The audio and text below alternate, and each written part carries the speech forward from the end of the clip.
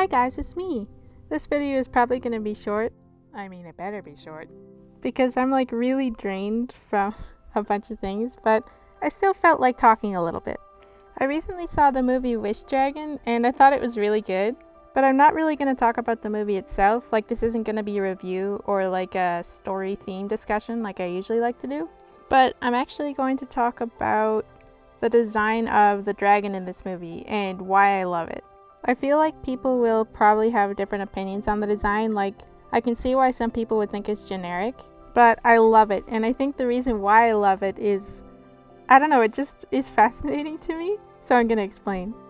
The design is pretty simple, but we understand right away that this is a dragon, like a traditional Chinese dragon, but not quite. He's not scaly and he's furry, fuzzy, whatever, and he is bright pink. That's the first thing you're gonna notice. Now, he might look a little bit too cute and marketable, but I still think it's better than that dragon's face from Raya and the Last Dragon. But what's so cool to me is that even though he looks like he should be this like really cute fuzzy companion, like a fun sidekick, and he is fun, but he is like not what he appears to be. He is kind of a jerk. I mean, he's really greedy and pushy. He's not soft and cuddly in personality at all. Like, if you tried to, like, when he tries to pet this guy, he is offended and shows that he has a very intimidating side as well. More like a normal dragon. Hopefully I'm actually making sense here.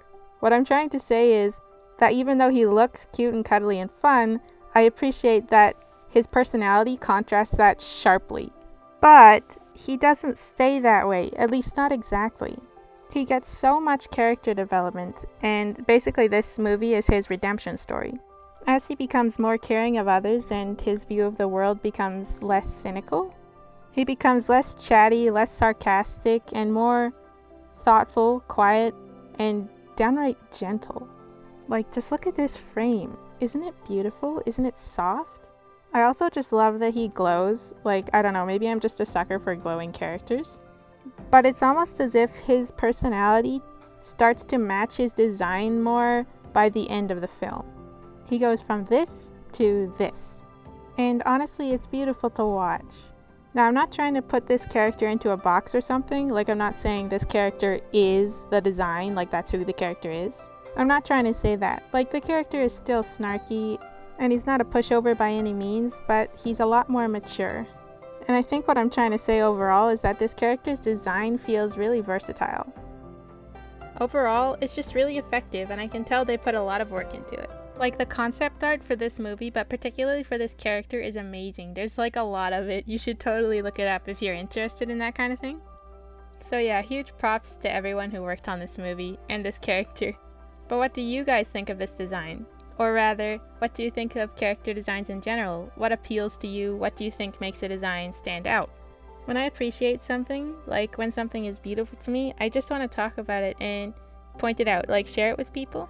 But unfortunately, I just don't have the time to talk about that, to talk about every single beautiful thing that I appreciate. I would love that though. But I'm glad I was able to take a little bit of time to talk about this. And hopefully I'll have even more time to talk about beautiful things in the future. As always, thank you so much for listening. You are awesome, and I hope I can talk to you again soon. Bye!